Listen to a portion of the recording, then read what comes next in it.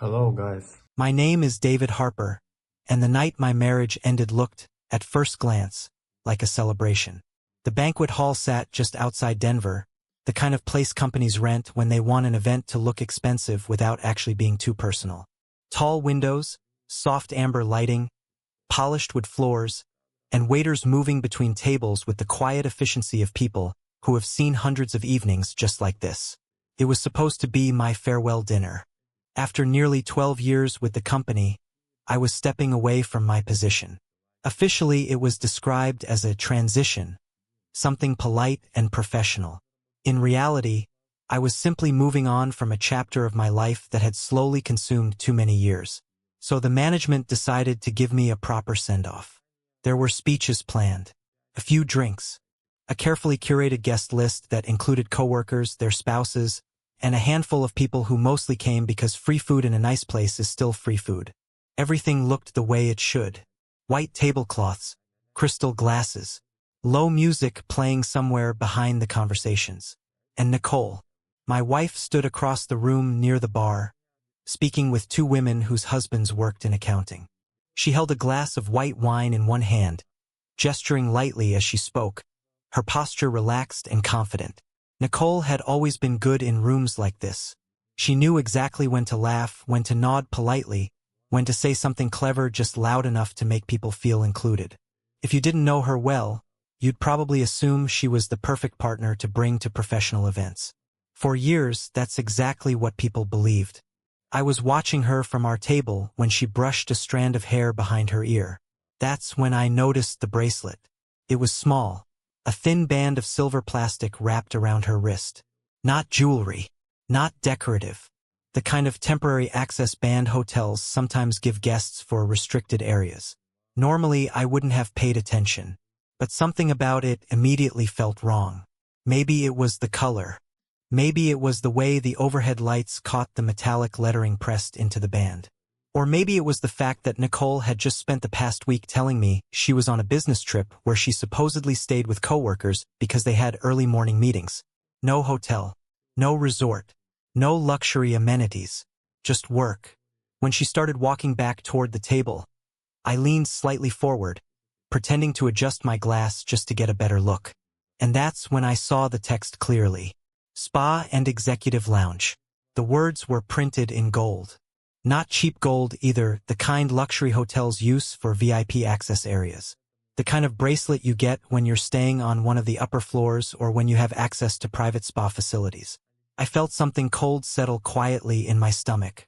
Nicole reached the table and leaned down to kiss my cheek like she always did at public events.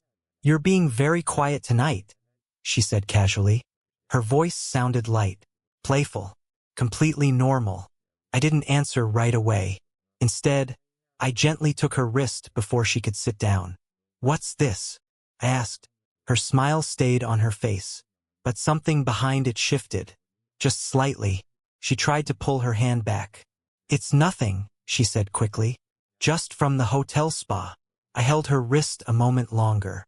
"I thought you said you stayed with coworkers." For the briefest fraction of a second, barely noticeable unless you knew her well, her eyes hardened. Then the performance began. "David," she said loudly enough for two nearby tables to hear. "Not this again." Couple people turned their heads. Nicole sighed, the kind of dramatic sigh that makes it sound like someone has been dealing with the same problem for years.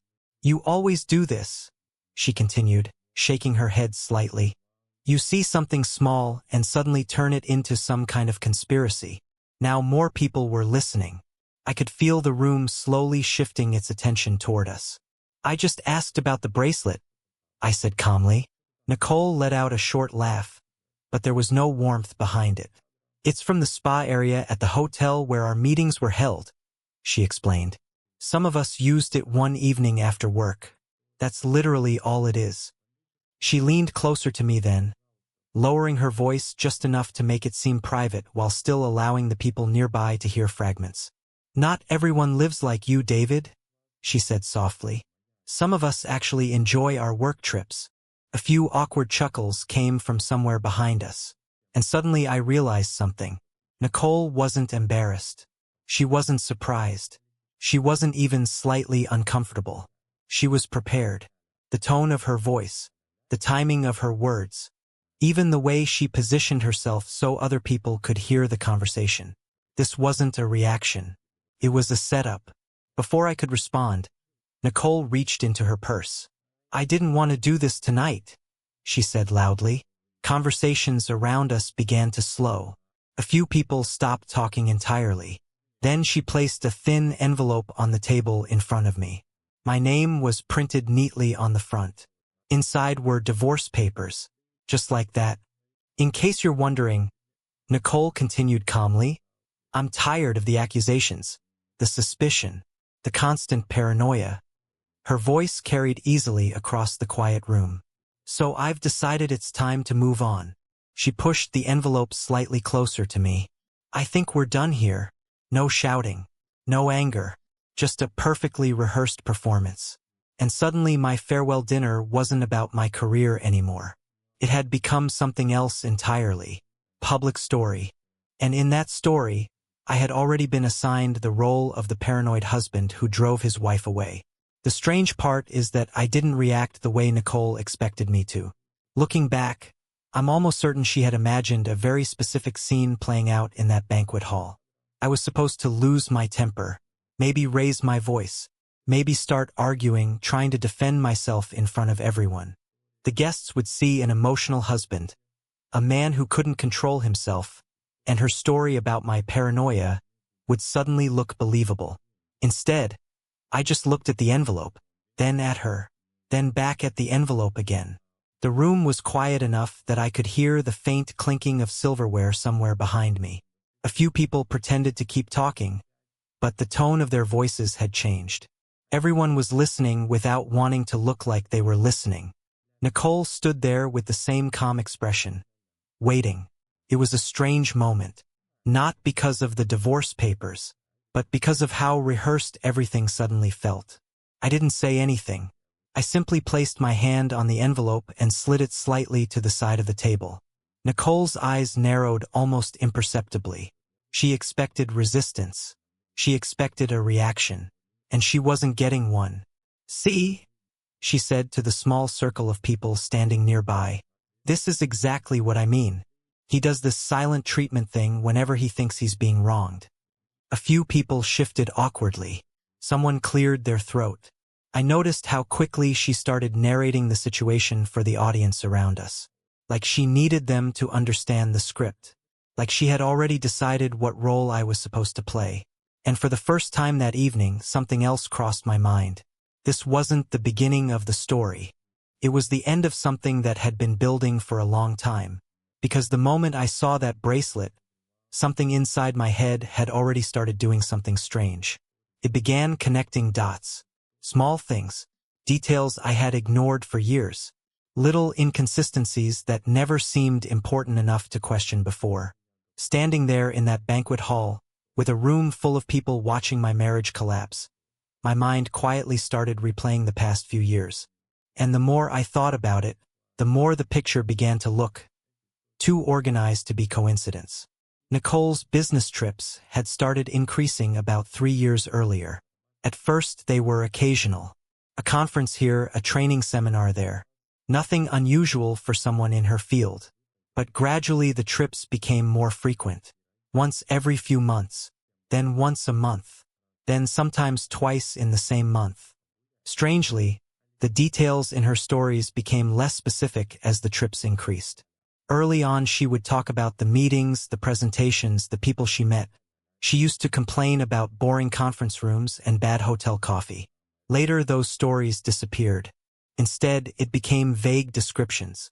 Long meetings, networking events, late dinners with the team. When I asked simple questions, where exactly the conference was held, what hotel she stayed in, who organized it, the answers were always short and quickly redirected to another topic.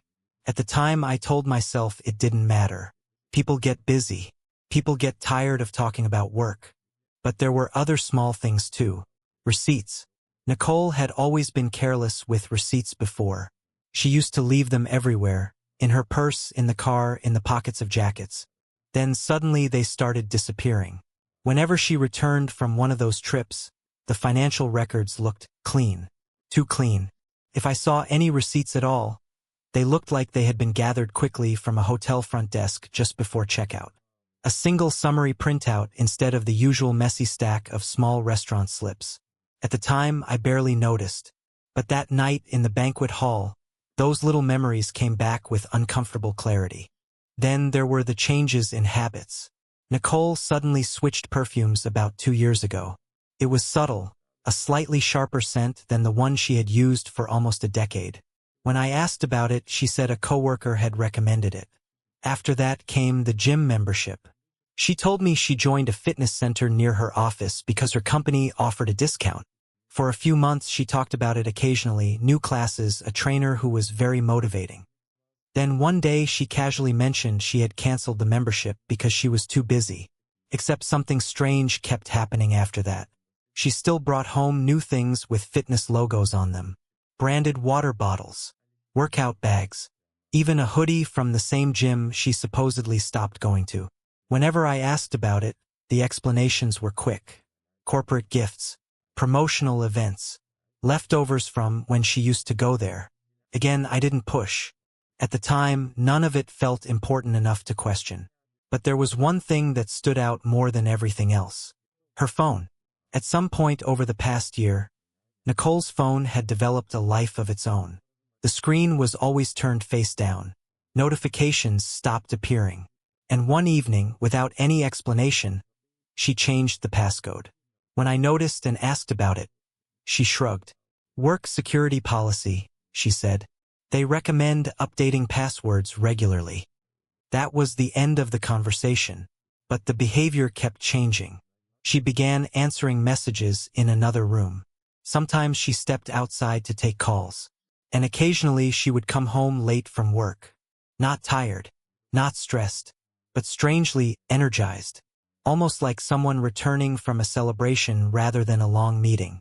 At the time, I told myself it was just work momentum, successful projects, professional excitement. But standing in that banquet hall, with the bracelet still fresh in my mind, another memory surfaced. Something small, something I had almost completely forgotten. About 6 months earlier, I had cleaned out the glove compartment of her car. Inside, among the usual clutter, I found a parking ticket from a business center across town. The strange part was that Nicole had no meetings there. When I asked about it, she didn't even hesitate. "Oh, that was from some motivational seminar my company sponsored," she said casually. And I believed her, because at the time there was no reason not to. But now, as all those small details replayed themselves in my mind, something became painfully obvious. None of them had ever been random. They were pieces of another life. A life that had been running quietly in parallel with mine. And the bracelet on Nicole's wrist was the first time those two lives accidentally touched. Standing there with the divorce papers in front of me, I realized something else. Nicole believed she was ending the story that night. But in reality, that night was only the moment when the truth finally started to surface. The moment everything stopped being a suspicion and became a fact happened on a Tuesday afternoon. It wasn't dramatic.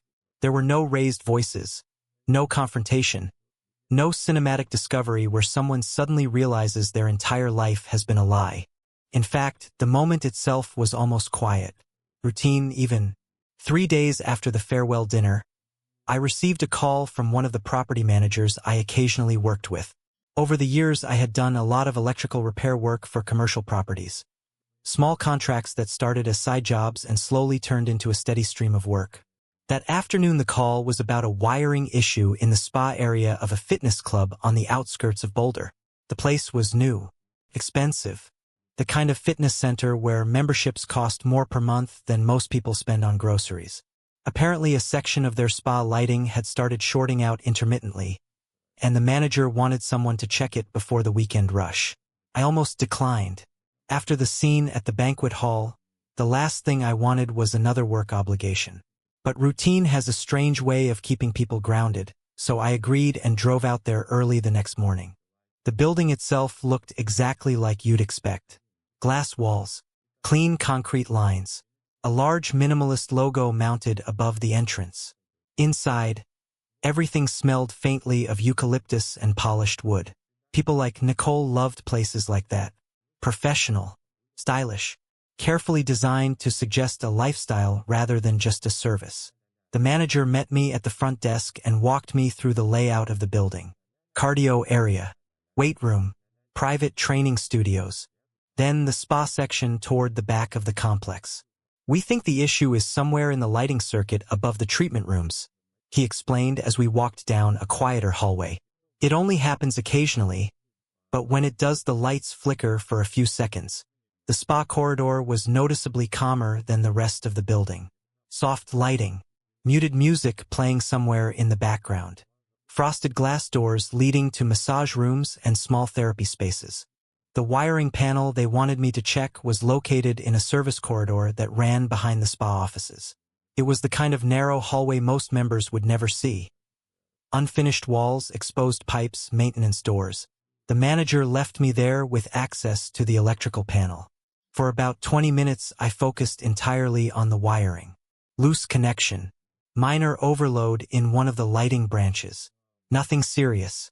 I was tightening one of the connectors when I noticed movement through a glass partition on the opposite side of the corridor. It took a second for my brain to register what I was seeing. The glass looked into one of the private training offices. Inside the room, 2 people were standing near a desk. At first I barely paid attention. Then one of them shifted slightly toward the light, and my hands stopped moving. Nicole. She stood with her back partially turned toward the glass, wearing athletic clothes I had never seen before. Her hair was tied loosely behind her head, and she was leaning slightly against the desk as she spoke to the man standing close in front of her. He was tall, probably mid-30s, fit in the way personal trainers tend to be, broad shoulders, relaxed posture, the easy confidence of someone who spends his life around people trying to improve themselves. I had never seen him before, but the way he stood near her told me immediately that they knew each other very well. Too well. There is something about body language that words can't hide. People can pretend with their voices. They can lie with their explanations. But proximity tells the truth faster than anything else. Nicole and the man were standing close enough that there was almost no space between them. Not touching, but close in the way people stand when they are used to touching. She said something I couldn't hear. He smiled. Not the polite smile of a professional conversation. A familiar smile. Then he reached out and lightly placed his hand on her arm. It wasn't dramatic. It wasn't aggressive. Just casual. Natural. The way someone touches another person when that contact has already happened many times before. Nicole glanced briefly toward the hallway door, checking the corridor outside the office. That small movement told me everything I needed to know. People don't check the hallway during a business consultation. They check the hallway when they don't want to be seen. For a moment, I simply stood there in the service corridor, half hidden behind the electrical panel. My first reaction wasn't anger. It was clarity. All the small details from the past few years suddenly aligned themselves in my mind like pieces of a puzzle finally sliding into place. The gym membership she supposedly canceled. The fitness-branded clothing. The corporate motivational seminar parking ticket near a business center she never used. Even the strange energy she sometimes had when coming home late from work. None of it had been random. It had all been leading to this room. To this man. Inside the office, Nicole laughed quietly at something he said. Then she stepped slightly closer to him. Close enough that the distance between them disappeared completely. I didn't need to hear their conversation. I didn't need to see anything more. The moment had already answered every question I had been unconsciously asking myself for years. The business trips, the vague stories, the disappearing receipts, the carefully protected phone. They weren't individual lies. They were parts of a pattern. And standing there in that quiet service corridor, I realized something else. Nicole had been preparing for the divorce long before the banquet hall. The public scene. The accusations about my paranoia. The papers she handed me. That wasn't a sudden decision. It was a strategy. She believed she had already controlled the narrative. She believed she had already finished the story. What she didn't realize yet was that the story had only just begun. After that morning in the fitness club, something inside me changed. Not in the explosive way people imagine when they discover betrayal. There was no dramatic confrontation, no shouting, no sudden urge to storm into that office and demand explanations. Instead, what settled over me was something much colder. Clarity. I finished tightening the wiring connection, closed the electrical panel, and packed my tools as if nothing unusual had happened.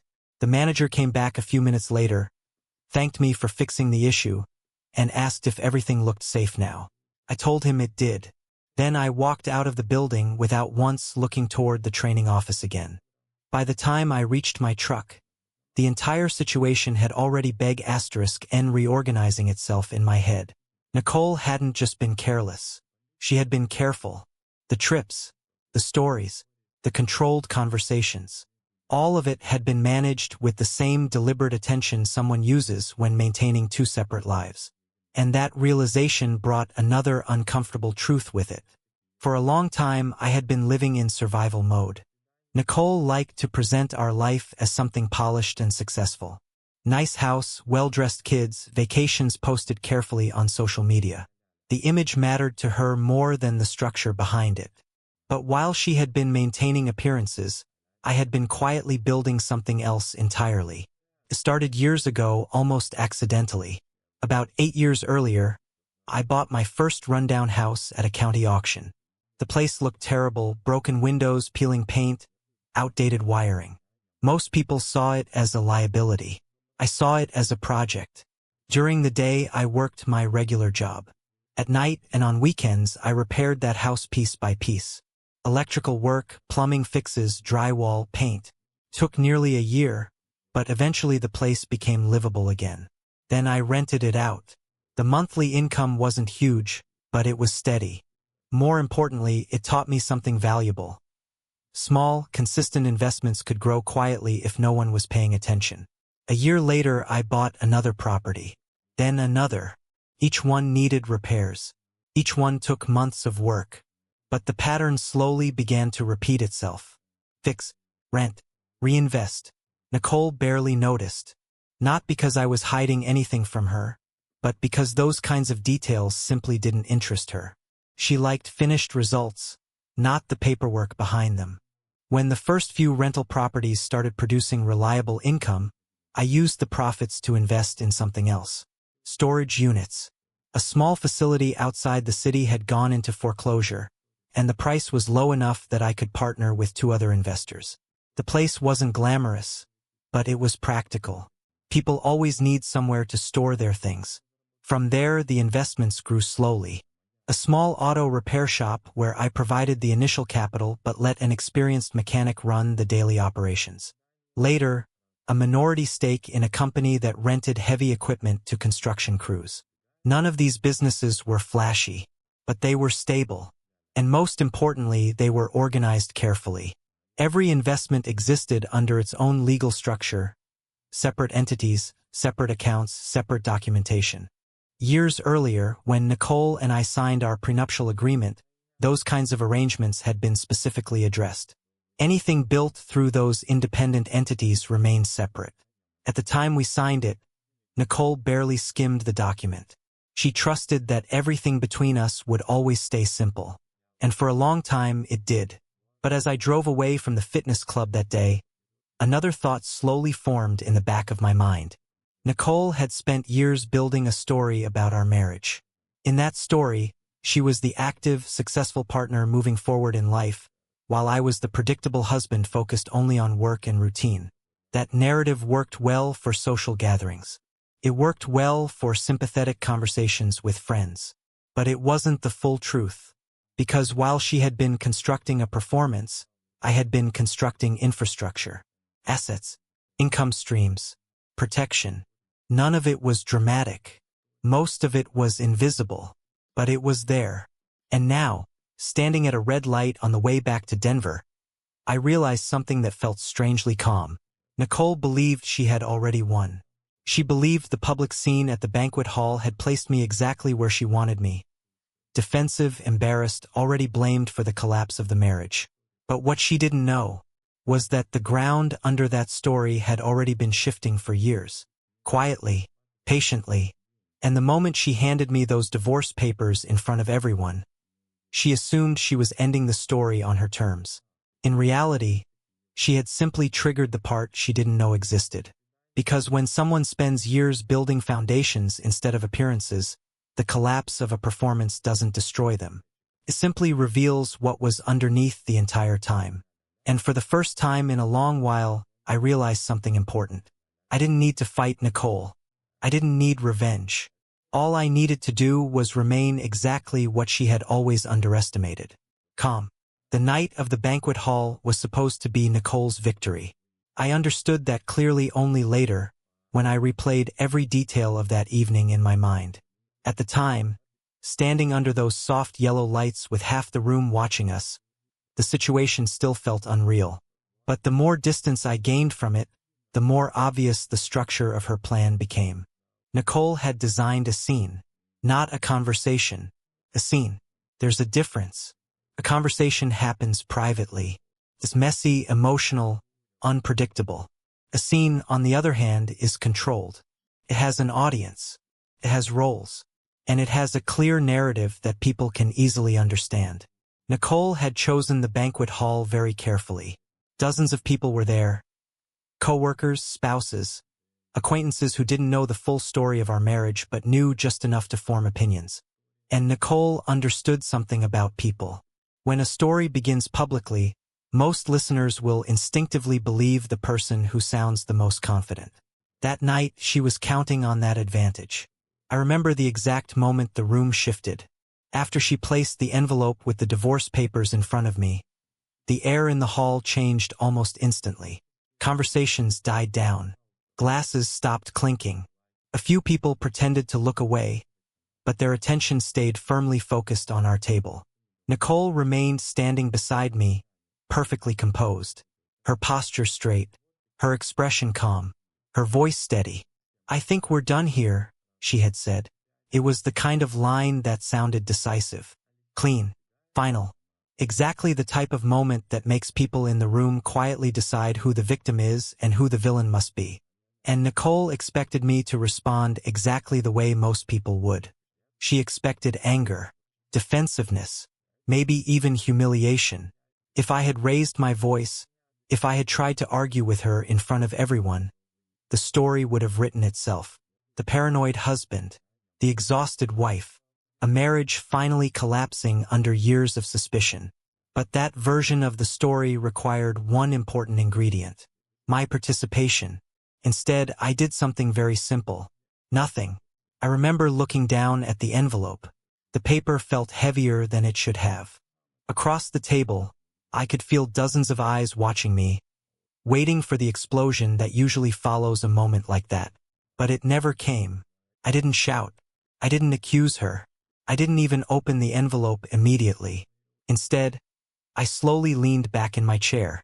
Nicole noticed the change first. Her expression didn't break, but I saw the smallest flicker of confusion in her eyes. She had expected resistance. What she got instead was silence. And silence, in a carefully staged performance, can be far more disruptive than anger. Someone at the next table cleared their throat. A waiter stopped halfway across the room, unsure whether to approach or retreat. Nicole tried to continue the script. "You see what I've been dealing with?" she said to the nearby guests, her voice loud enough for them to hear. "This is exactly how he reacts whenever something doesn't go his way." A few people shifted awkwardly, but something had already started changing. Because the more composed I remained, the harder it became for her version of the story to hold together.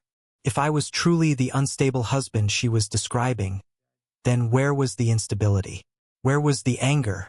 Where was the desperate attempt to stop her? Instead, I simply reached forward and moved the envelope slightly to the side. Then I looked up at her. "All right?" I said quietly. Just that. No accusation. No drama. 2 simple words. And those words did something Nicole hadn't anticipated. They removed the tension she needed for the scene to work. The audience had been expecting a conflict. But conflict requires 2 people. Now there was only one. Nicole blinked, clearly trying to recalibrate. "That's it?" she asked. Her voice was still controlled, but the certainty behind it had weakened. "You're just going to accept this?" I shrugged slightly. "If that's what you want," I said. It wasn't a surrender, but it looked like one. And that was the problem for her. Because the room had already begged *n interpreting the moment differently. Instead of watching a man collapse under accusations, the guests were now watching something far more uncomfortable. A performance that wasn't receiving the reaction it needed. Nicole tried one more time. "I've spent years dealing with your suspicions," she said, turning slightly toward the nearby tables. "Your jealousy, your constant need to question everything I do." But now those words landed differently, because people had started noticing something subtle. The calmer I remained, the more emotional she sounded. And that imbalance was enough to make a few people look at her with uncertainty instead of sympathy. I could see it happening in real time. One of my coworkers glanced from Nicole to me, clearly unsure how to react. Another guest quietly took a sip of his drink, avoiding eye contact entirely. The scene Nicole had designed was beginning to lose its structure. And the strangest part was that I hadn't done anything to cause it. I had simply refused to follow the script. After a moment, I finally stood up. The chair scraped lightly against the floor. Nicole stepped back slightly, expecting something dramatic. But I just picked up my glass of water and took a small sip. Then I looked around the room. "Well," I said calmly, "I suppose that answers the question about how this evening is going to end." A few quiet laughs appeared in the room, not loud ones, but enough to break the tension. Nicole's face tightened. That reaction was the exact opposite of what she needed, because in that moment, the entire atmosphere of the banquet hall changed. Not dramatically, just enough. Enough for people to start wondering whether the story they were watching was actually the one Nicole had been trying to tell. And that was the moment her victory began to crack. Not because I fought back, but because I didn't. After the divorce filing, reality slowly replaced the performance Nicole had built. The friends who once admired her successful life disappeared the moment problems appeared. Bills, responsibilities, and daily decisions no longer solved themselves automatically. The man she had centered her secret life around proved unreliable when convenience disappeared. Even the kids began noticing the difference. Plans that once seemed easy suddenly required effort, patience, and work that none of them had expected. Months later they tried to return. Not with anger, but with careful words and familiar memories. Life had become harder than the version they once relied on. But by then my world had changed. I had built quiet, stable routines without constant tension or expectations. When they stood in front of me hoping to restore the past, I realized something simple. That past had only existed because of my patience. And that patience was already gone. Bye bye.